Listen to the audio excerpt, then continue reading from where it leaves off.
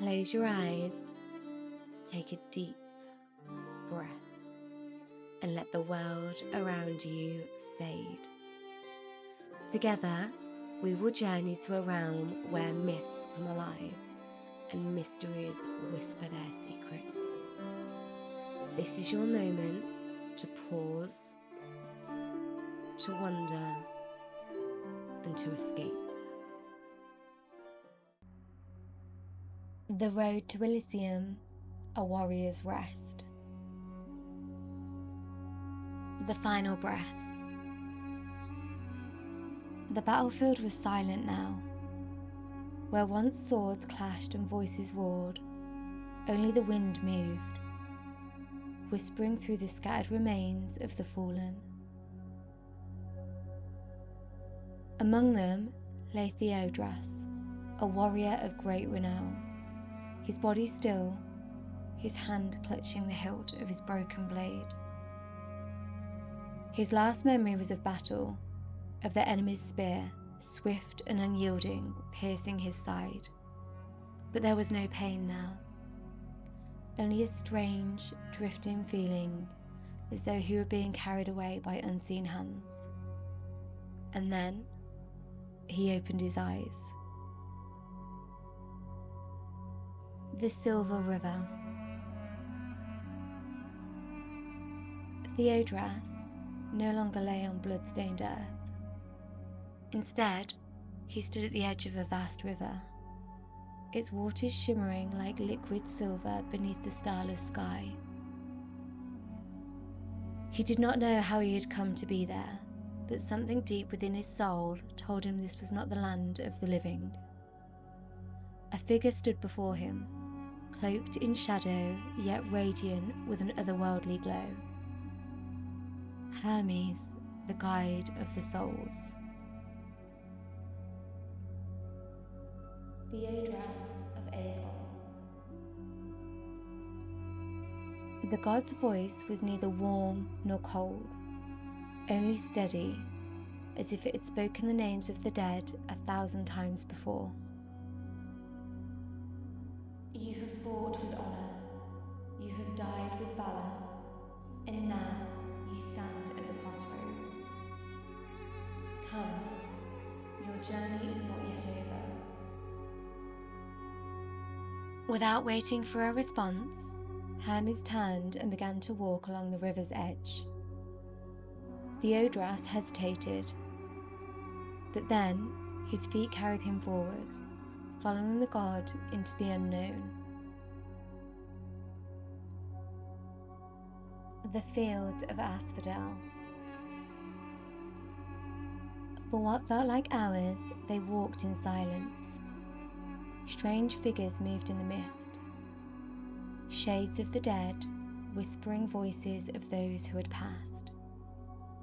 Some souls wandered aimlessly, hollow and forgotten, their forms fading as if the weight of memory had abandoned them. This is the field of Asphodel, Hermes said without turning. The place where most souls come to rest. Here, there is no suffering, no joy, only existence. Theodras watched as the shades moved like shadows, their faces empty, their stories long forgotten. A chill crept into his heart. He had spent his life forging his name in battle. Was this to be his fate? To become a nameless echo in a land of silence? As if sensing his unease, Hermes glanced back at him. Not for you, warrior. Your path lies ahead. The Three Judges. At last they reached a great hall, its pillars stretching into the heavens, wreathed in golden fire. 3 figures sat upon the thrones of obsidian. Minos, Rhadamanthus, and Achaeus, the judges of the dead. Step forward, speak your name, speak your deeds, Minos commanded, his voice carrying the weight of judgment. Theodras stood tall. I am Theodras, son of Myron. I fought for my people. I bled for my city. I did not flee when the enemy came.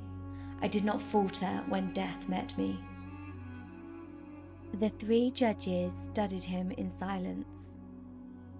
Then Rhadamanthus spoke, his eyes like molten gold. And tell us, warrior, did you fight for glory, or did you fight for justice? Theodras opened his mouth to answer, but the words did not come easily. He had fought for his homeland, for his brothers in arms. But had there not been moments when he had sought battle for the sake of battle, when the hunger for victory, for legend, had not driven him forward? I fought for both. I sought to protect, but I also sought to be remembered, he admitted at last. The judges exchanged glances, their expressions unreadable. And then Aeacus, the eldest of them, leaned forward. Then you shall walk the road to Elysium. The gates of paradise. The great doors of the hall opened, revealing a land bathed in golden sunlight. The air was warm, carrying the scent of blooming flowers and ripened fruit. Beyond the gates stretched rolling fields, where warriors laughed and feasted, their weapons gleaming in the eternal sunlight. Elysium. A place not of suffering, not of shadow, but of peace. A land for those who had lived and died with honour, where the greatest of heroes dwelled in eternal joy. Hermes gestured towards the gates. Go, Theodras. You have earned your rest. For the first time since his death, Theodras felt something stir within him. A lightness, a release from the weight of battle, of war, of duty. But just as he took his first step forward, a voice called out. The choice of a warrior. Theodras. He turned. Standing before him was a man, one he knew well, though he had not seen him in many years. Orestes, his captain, his friend, the man who had fallen beside him in their last battle. You may enter, but know this. Elysium is for those who choose peace. Those who remain here do not return to the world of men. But some among us are given a choice. A choice? Theodras frowned. Orestes nodded. You may stay, living among warriors in the land free of pain. Or you may be reborn, to fight again, to walk the path of a soldier once more. Theodras looked beyond the gates. He saw warriors drinking from golden goblets, poets reciting songs of old, friends reuniting in joy. But deep in his heart, he felt something stir, a call, distant but insistent. Did he wish to lay down his sword forever, or was his soul meant for more? The path he walked. For what felt like an eternity, Theodras stood in silence. Then, at last, he smiled. He turned to Orestes, his choice made. Then let me fight once more. And with that, the golden light faded. The fields of Elysium dissolved, and Theodras was gone, carried once more into the world of men, to live, to battle, and one day to walk this road again.